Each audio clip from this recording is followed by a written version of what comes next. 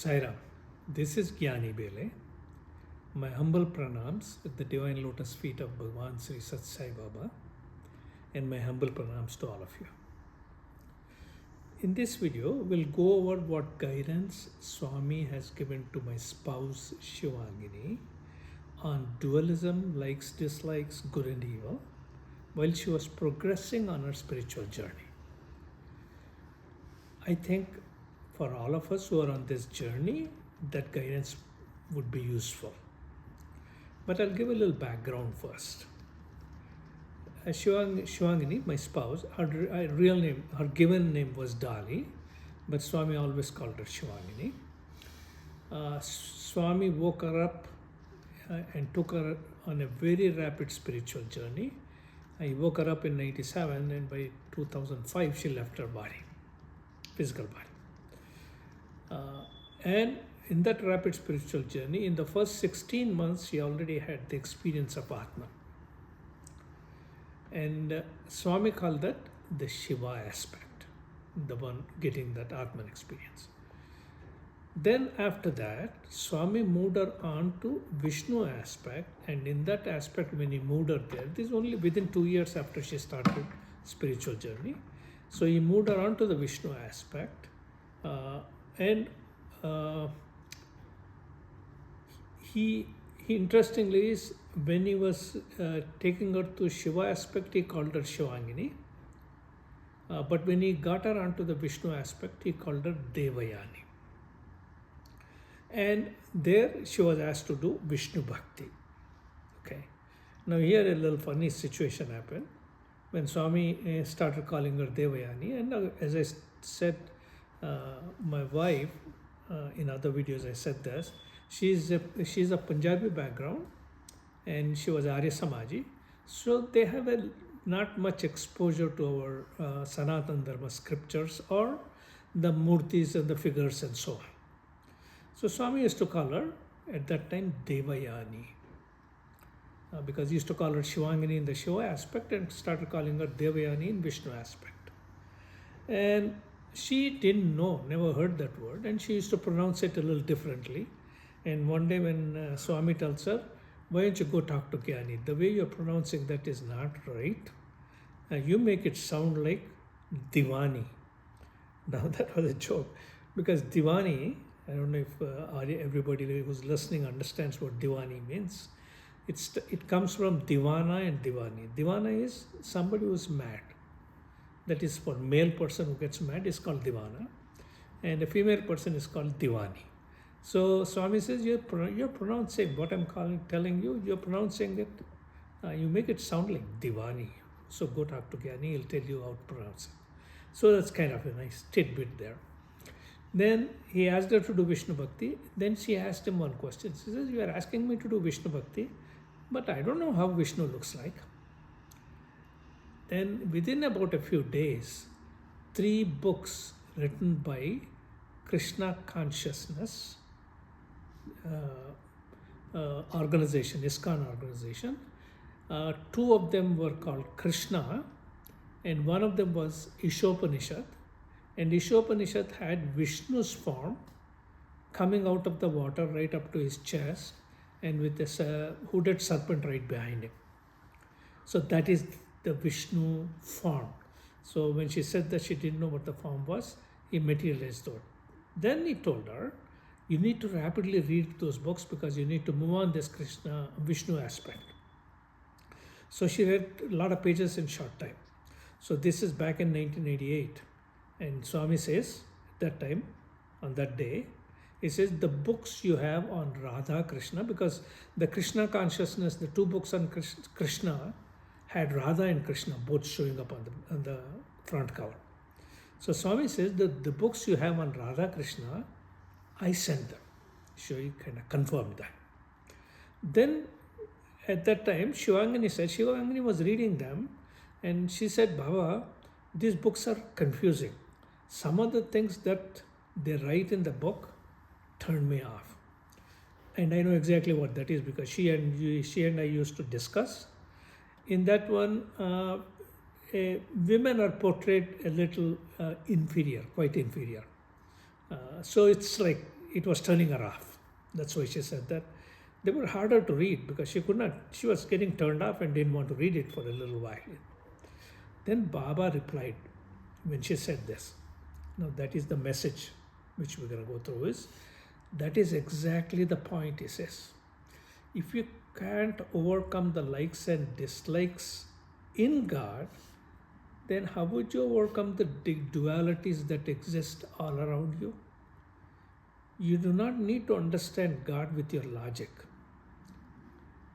because it's our logic which is coming in the way. That's why I was referring to the logic.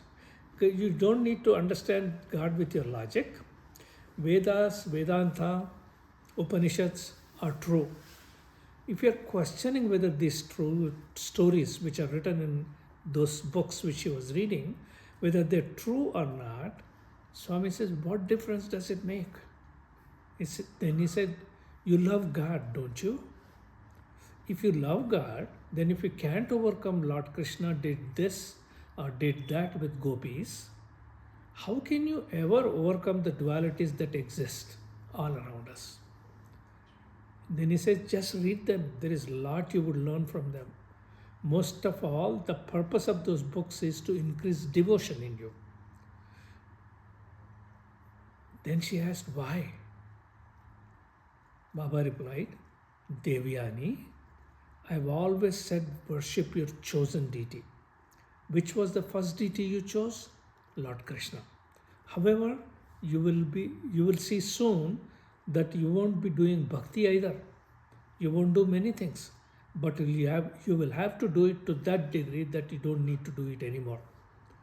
Although you would continue to do meditation till you reach your source. Meditation, you do not stop, but it can be done with eyes open.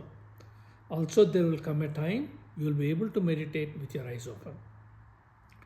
But bhakti has to be done strongly now till June 27th. He was speaking to her in about April time frame. Let me reveal this to you, he said. Due to the sadhana you're doing and the path you're on, you will reach your goal fast. See, kind of reassuring her. But he wanted her to read that thing.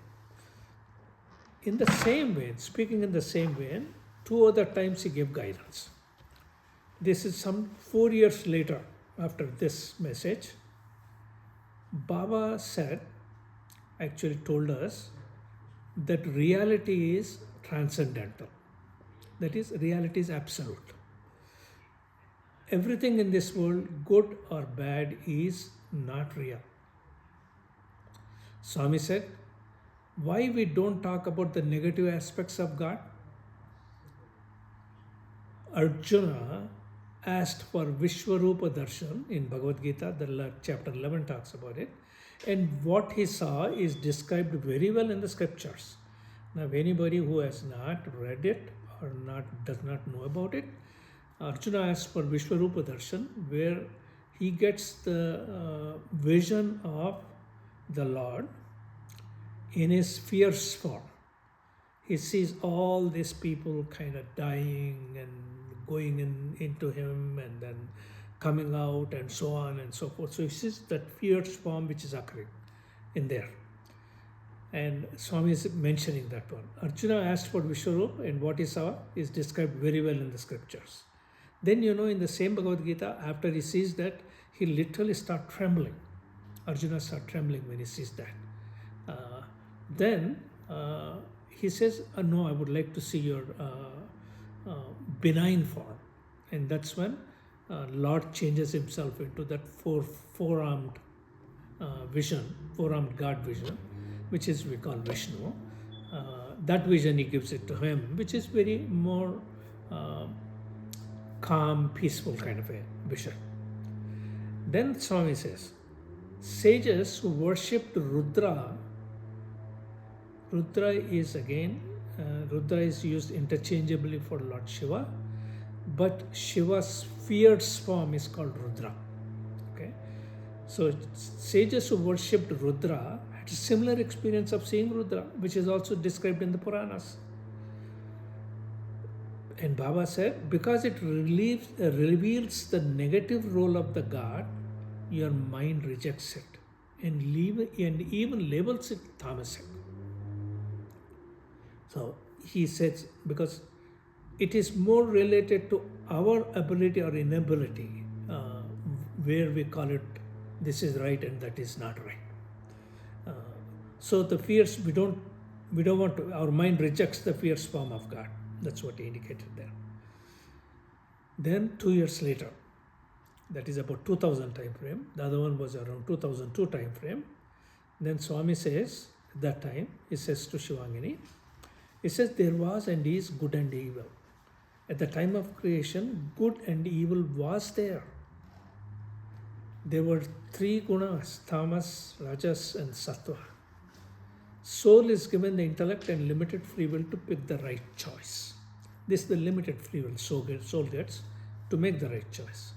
Whenever the choice ended up with imbalance of these three gunas, there was evil. In Shivangini's case, she has a treasure of self-realization. This attracts many people who want to take the treasure away from her. She cannot act and live saying that everything that comes to us is God's will. And so keep our doors open and let everybody in. Swami says you need to use your discrimination and ward off evil. God ultimately controls the outcomes, all outcomes. But the ride will be bumpy if discrimination is not exercised. This is a nice touch actually. One does not need to hate or have ill will towards others who are evil, who have evil in them. They are not evil, but they have evil in them. He says, but one needs to make an effort to stay away from the evil. So this is basically the kind of guidance we got on what we call the dualities. And the takeaways I get from this one is, first lesson to learn is seeing oneness in God forms. See, there is a lot of discussions which occur among people due to the differences and all that one. And go beyond the dualities of God itself. Like God did this, God did that, and this is not right, that is right. We start judging, telling God what is right and what is not right. Then after going beyond that, only you can evolve into the oneness everywhere. That is the Advaitic principle you go to. And that essentially brings you to liberation. Then Swami, also another thing we learned in this one is, reality is transcendental. It is beyond the transactional level. Everything else other than this reality, this absolute thing, is unreal. Why get affected by good and evil, which both are unreal? At the same time, just because you don't want to get affected by good and evil, and you think that, okay, everything is that absolute and all that one, does not mean you don't do your use your discrimination. It says at the same time, avoid evil at transactional level using your intellect, using your buddhi. So, I mean, you don't need to hate evil in the people, but you still need to have enough discrimination to ward it off, to stay away from evil. So this is basically the guidance Swami gave. Sai Ram.